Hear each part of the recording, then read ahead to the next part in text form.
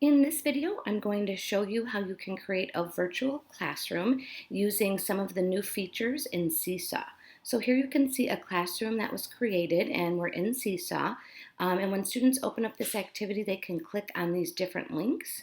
For example, if they click on this link here, it'll open up a story, read aloud. Same for these, another story here. These are different videos, a review of letters and sounds, and then this is a counting to 100 video. When you click on this link, I have it linked to the second page. So when kids click on that link, it will open up to the second page over here in the document. And then there are some directions here to watch the video and then complete the activity on page 3. So for this, they can watch the video here right in the screen. They could click here to make it a little bigger.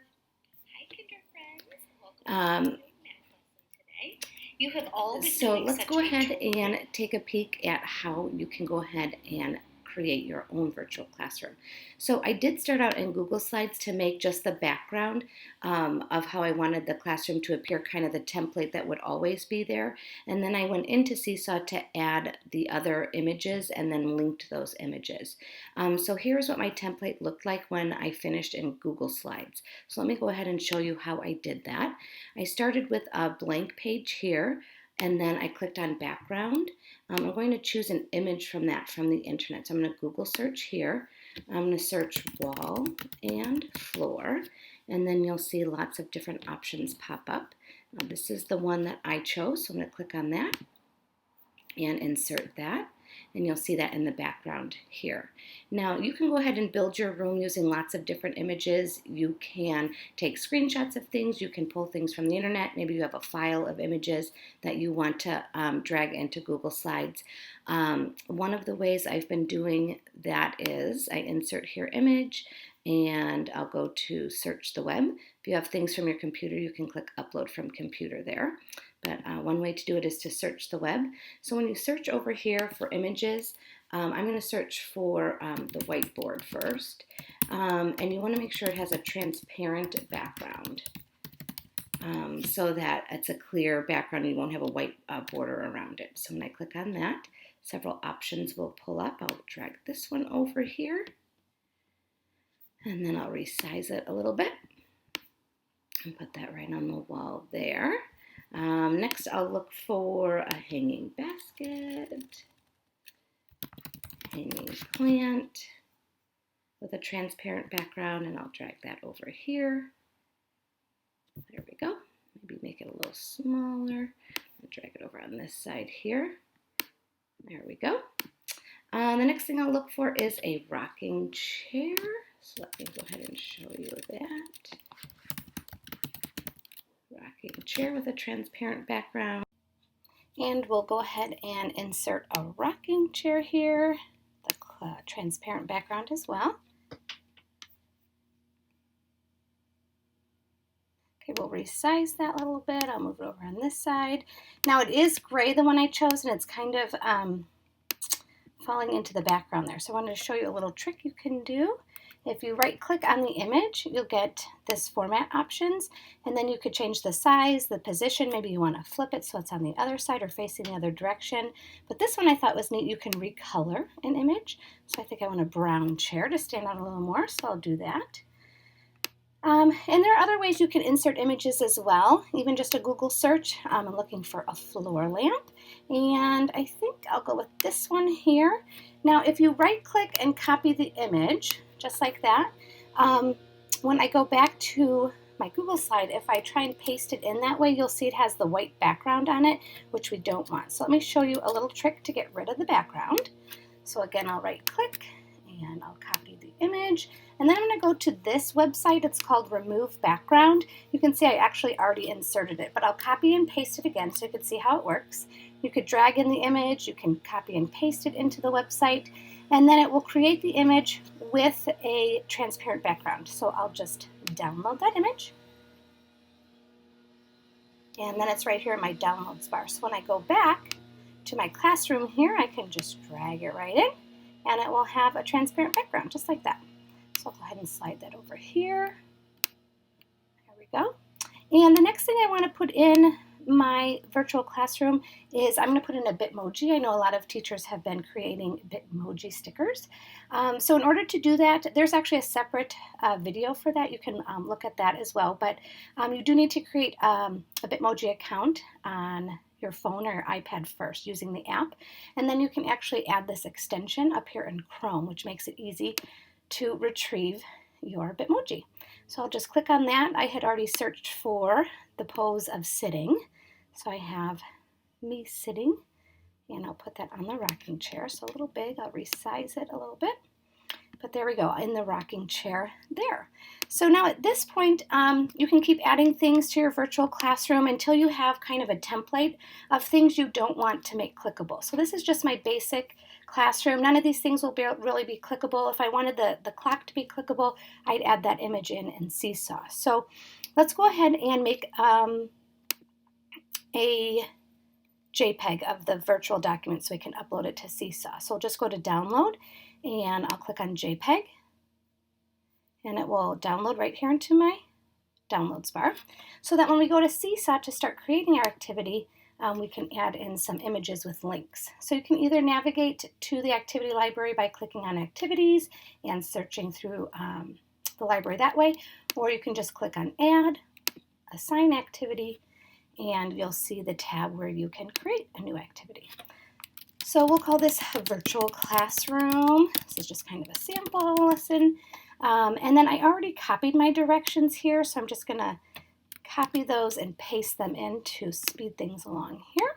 But I did want to show you that when you do type out instructions for students, you can use this resource, which is very handy, but these are the text shortcuts that you'll type in order for students to see these icons. And those pictures really help the kids work through the activities. So in my directions up here, you can see I have some of those here. Actually, that's supposed to be drawing. So that when I save the activity, these shortcuts will turn into icons.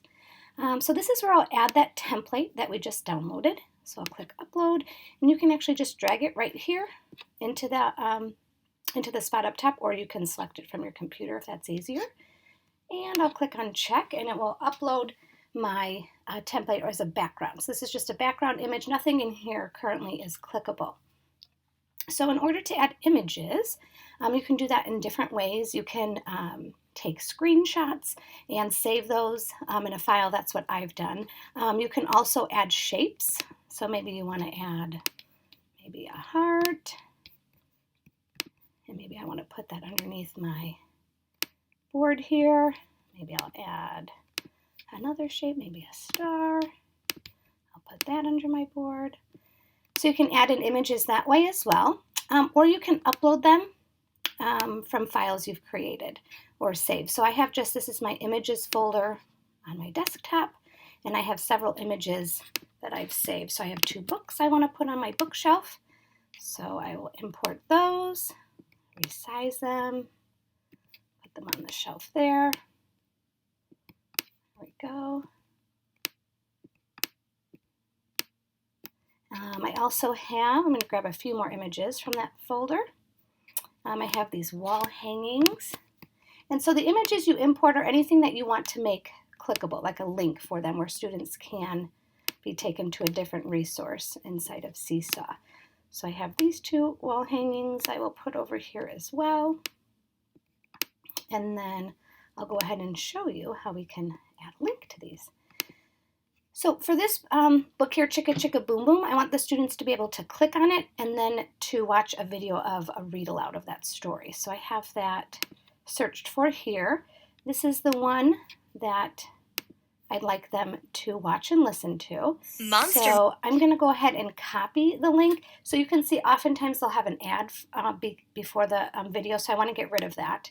So I'm going to copy the link, and I'm just going to put it in the Safe YouTube website so that I can get a link that the kids can use and they won't have any advertisements, and it'll be a safe link. So I'll do that, copy the link. And then when I go back to Seesaw, I'm just going to click on the image I want to link to. I'll click on the 3 dots. I'll put the link here, and I just type it or just copy and paste and check, and then this will be a link where kids can click on and be taken to that read aloud. Now I usually do lock the image in place too so that students can't move it around. But that's one way you can link to a video or an outside resource. Let me go ahead and show you another way. Right now I have my link attached to the image of this book here, but there is another way to attach a link where Seesaw generates the image for you to link to. So let me show you how that would work. So maybe I still wanted students to watch the read aloud of Chicka Chicka Boom Boom. So I would go to that. This is the link for that website. So I'll click copy here. And then when I go to Seesaw, if I just go right here and click link without it being connected to an image, I'll click check, and then Seesaw will generate an image for me. So you can see after I click check, this is the image that Seesaw pulled. So maybe I want to include that up here on my whiteboard, and then when kids click this link here, it would open up that resource this way as well. So this is how Seesaw selects the image. You can just import the website and they will pull an image for you ready to use. But in my case, I wanted just the book on the bookshelf for kids to click, so I chose to do it that way. But this is another option you can do.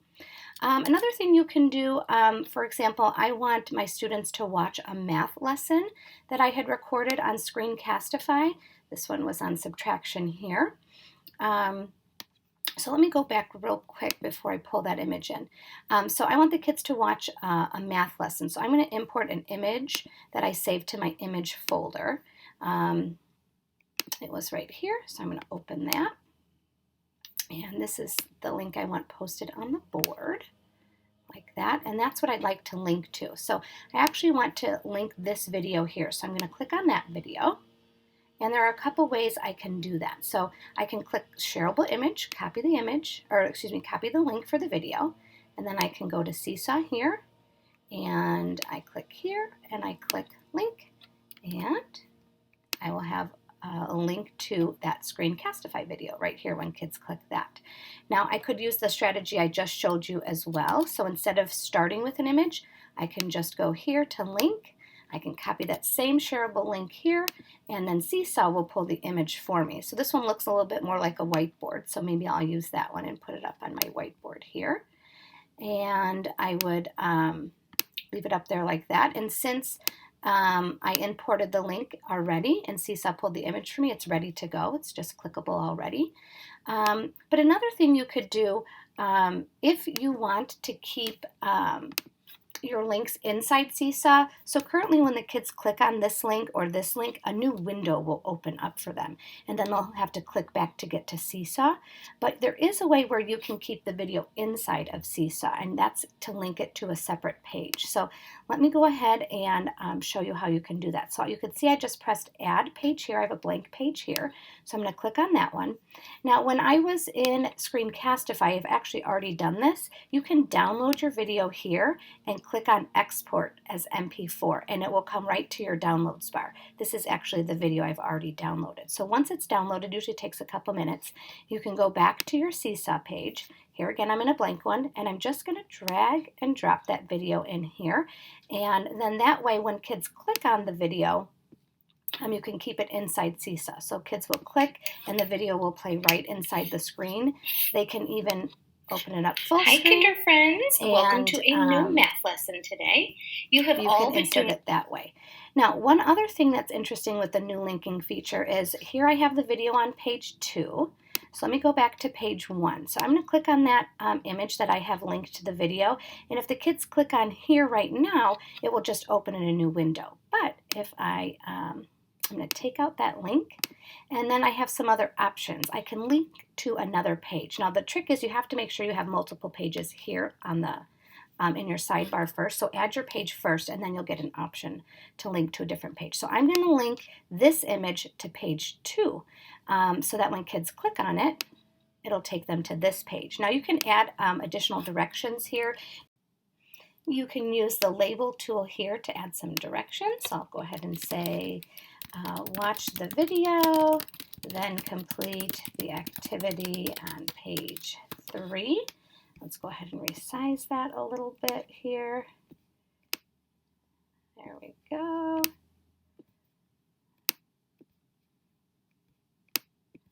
So we can add that over here to the side. And then, so maybe my goal is to have them watch the video and then complete an activity on the next page. So I'll add a page here, and then I can insert my template from there. So I do have, go to the camera and upload. I believe I have that one on my desktop. So this is the activity I want to include. I just took a screenshot of the activity and uploaded it that way. And so this is the activity I'd like them to complete. And so once they go through all the steps and all the pages, then they would click on the green check button to finish. So this is how you can create the activity. So let me go ahead and click check because we're in the creating mode right now. So I'm going to click check so that my activity is saved. And click here. And then you can see what it looks like in the activity library. So here you can see the title, the directions, and here the icons came up. Here are the images that the students will see. Let me go ahead and assign the activity so you can see what that looks like from the student end. So I'm going to go into the student activity feed. So there are a couple ways you can do that. You can click right here to add response, and the students will be taken right into the activity.